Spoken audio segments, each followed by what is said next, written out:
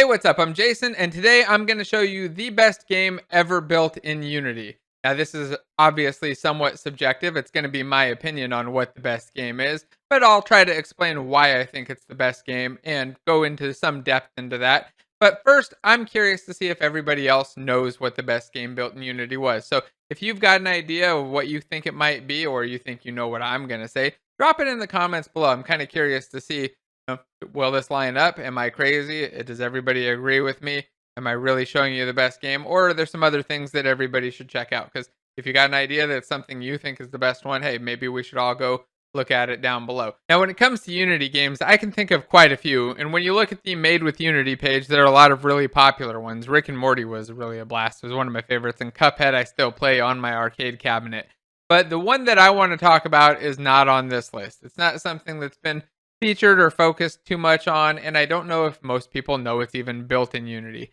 And that game is Magic Arena, or Magic the Gathering Arena. Now, if you've never played this game before, don't worry, I'll run you through what it is and explain why it's really cool. If you are familiar with Magic the Gathering, though, maybe the physical card game or the old school MTGO, this is essentially a reimagining or the new version of it. Essentially, Magic the Gathering with a Hearthstone like interface that's, I'd say, much better and giant improvements all around. It's extremely easy to play and it's just a lot of fun. Now, I've been a big Magic the Gathering fan for a while. I've even got a box of the latest Commander decks right here that I was going to crack open after this and start getting ready for playing some actual Magic in person. I love the game and I think it's a lot of fun. Like the whole way that the game is put together with just strategy, deck building, a little bit of diplomacy, and just the joy of, I don't know, getting to play a fun game with a lot of complexity and ways to play things or ways to do things is a blast for me. So I really like the game on its own, just the physical card game. But playing online was always kind of a pain. I didn't really enjoy the process of playing online because the interface that they used to have, if you ever played the old MTGO, was not great. And there's some other third-party external ways to play the card game online as well. But none of them were really great. And with this one, they've kind of like taken all of the cool stuff about playing the card game in person and playing like in-person drafts with other people and turned it into a fun experience that you can just do online from home whenever you want. So I think it was a really well done, successfully put together project. And whenever I play it, I just start to think about kind of the complexities involved in building a game like this.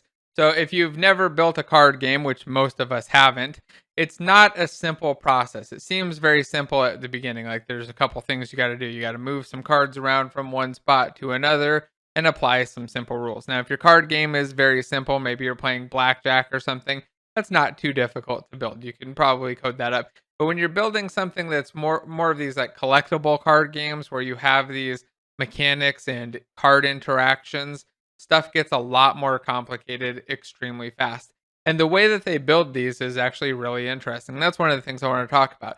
Because while this game is built in Unity, if you take a look at their actual job openings, most of the positions on the team are actually for server-side engineering that's not in Unity. If you click through to look at one of these positions, you see that they're focused on things like working in C# and .NET, using AWS, using MongoDB and NoSQL storage. So that, I guess they're using Mongo or something like that, similar in the back end, and making it so that they can build a scalable distributed system is essentially what it says.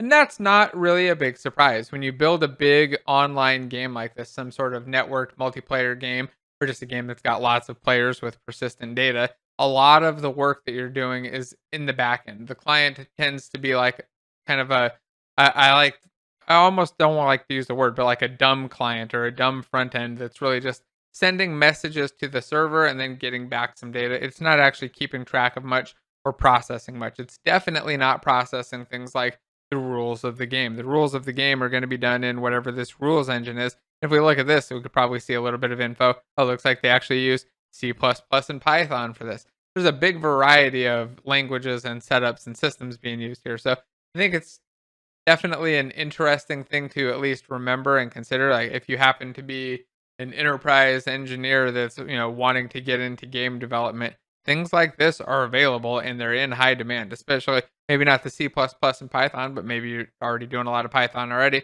But this stuff like these C# positions that are working basically on web services or backend services for your game. I'm really curious, to be honest, about how this game is put together, like the full details.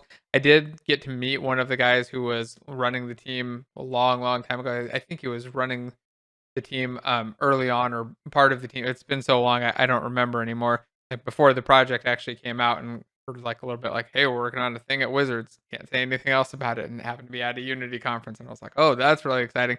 I remember just getting really pumped about it and thrilled, and then when the end result came out, I was like, oh, this is pretty neat. Like the first version of it was kind of cool. It had a little bit of functionality, a little bit of features, a lot of things that like I kind of missed that I wanted to be able to do that I couldn't do it initially.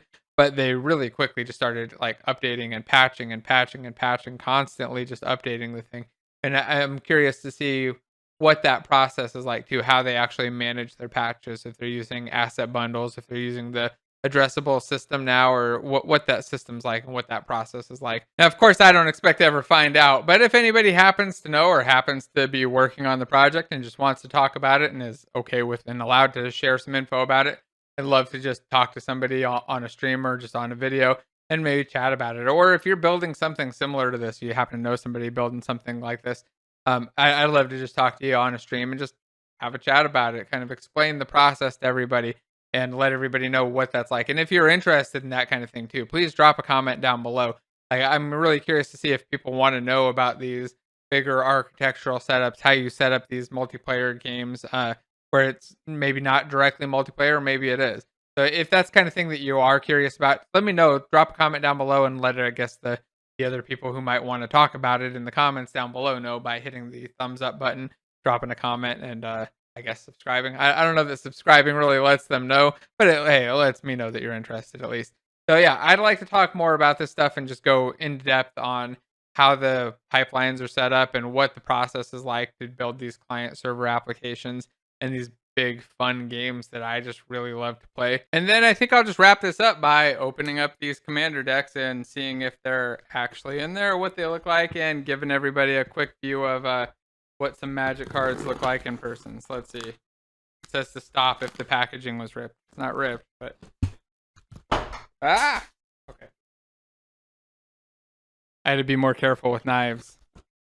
Let's try that again.